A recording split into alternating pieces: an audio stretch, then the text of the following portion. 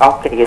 I wish to ask Senator Legarda how much she puts weight to science and technology as solution to economic hardship of this country. Because, you know, I think that many people are resorting to graft and corruption because there is not so much money around.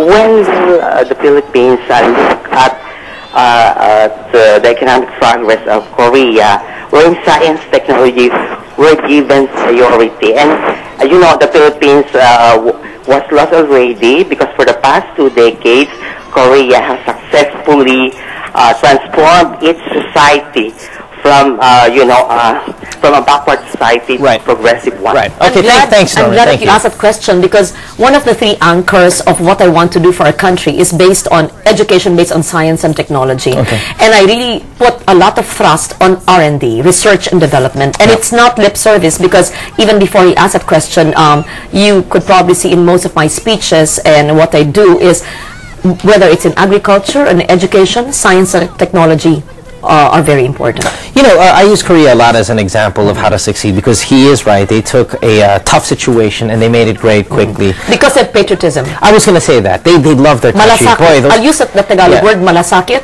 You know, they love kung their meron country. lang tayong malasakit, okay, you have this desk. It was purchased by your studio. You should not write on it, and you should make sure it's clean. If a person has malasakit, the cameraman who's using that camera, you should care for it like it was your own. Like our leaders, you must not steal from government coffers, from anything, if you have malasakit, because it's taxpayers' money. That's right. Malasakit, that is one thing that we They love their country, and I love of country. I don't know if we do or if we don't love our country, because we do so much wrong to it. And it again, I mean, I'll use the term, breaks my heart to see it when it does happen. Let me ask you this about elections. I know you said you have not declared or announced anything about formally running for president, but you know, people say if you want to win in an election, you're just going to have to cheat. It doesn't matter if you're a good guy or it doesn't matter if you're a bad guy. You got to even the playing field. Good guys have to start cheating to an extent too if you want to compete. We must automate in 2010 to prevent cheating. It's not true that you have to cheat to be able to win. In 1998, I was a first-term senator, won #1, despite my youth and my inexperience. Of course, did not know how to cheat and would not cheat. 2007, the same thing. In 2004 was a different story. I ran for vice president, lost because of the fraud, fought the good fight in the Supreme Court for 3 years until 2007. Do you still have faith in the COMELEC after that vice presidential bid? We have a very competent and honest chairman of the COMELEC in the person of Chairman Melo, so I have faith in the COMELEC, yes. Gotcha. When you want to automate or computerize the elections, do you think that'll be cheat-proof? I mean, I don't think maybe that's it's important that we know the programs. It's important that nobody will be disenfranchised because of the difficulty of its implementation, and you must make sure that there's no cheating, because if there are hackers, people could get into the systems. It's not cheat-proof or foolproof. Let's talk about being a woman president. If again, say you announce. Do you think we would elect another woman president because we're maybe a little bit dissatisfied with what we got now? People always say that. It's a little tough. People always say that, babae na naman, another woman. Well, we might generalize. I'm scared. I'm scared we'll generalize that all women are the same. And if we're not happy with the one we have now, you might be guilty by association or guilty by just gender. Very clearly, Mo, it's not a matter of gender. It's a matter of character. Do you think we're bright enough to see that?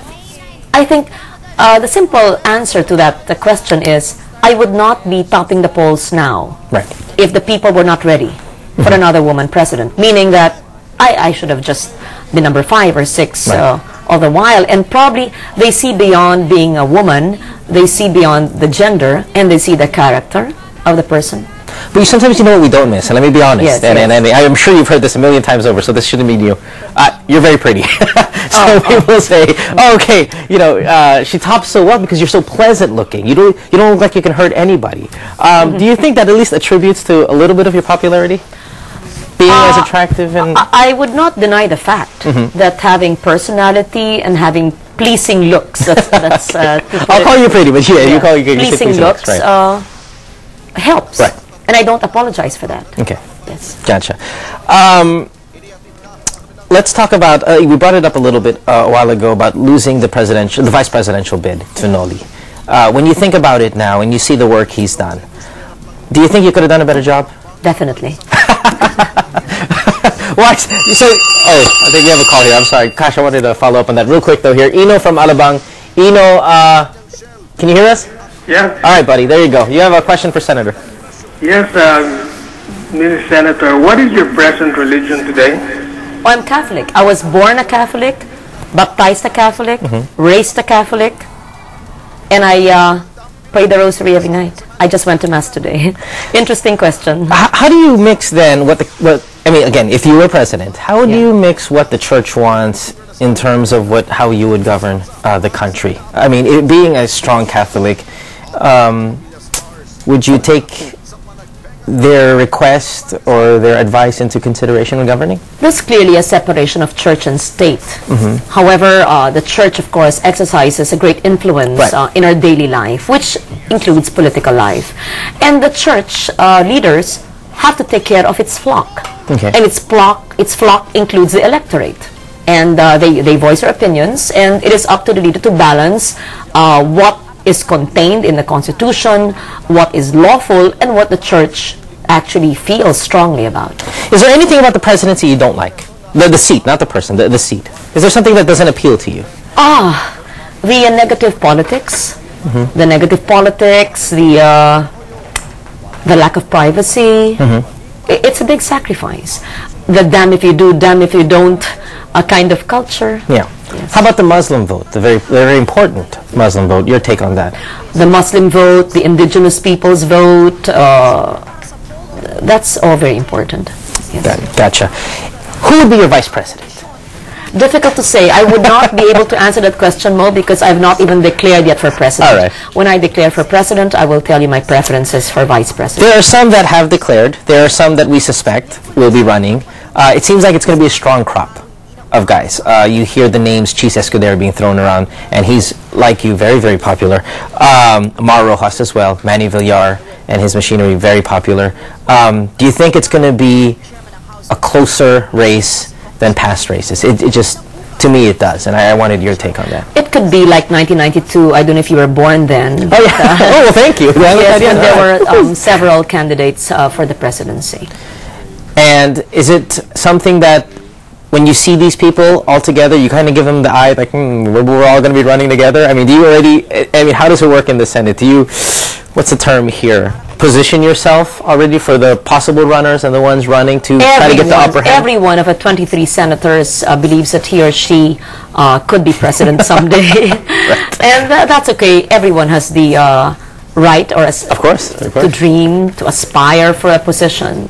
Okay. Yes. We're going to take a break. When we come back, we're going to talk about the personal life of Senator Legarda. Don't go away. We're live here on ANC Tonight.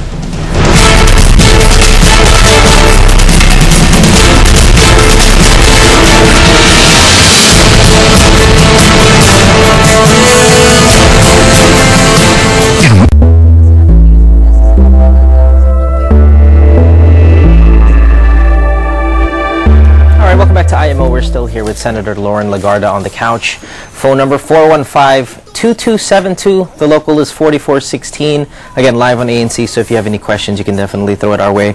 Does the conviction of your estranged husband hurt you in any fashion, Senator?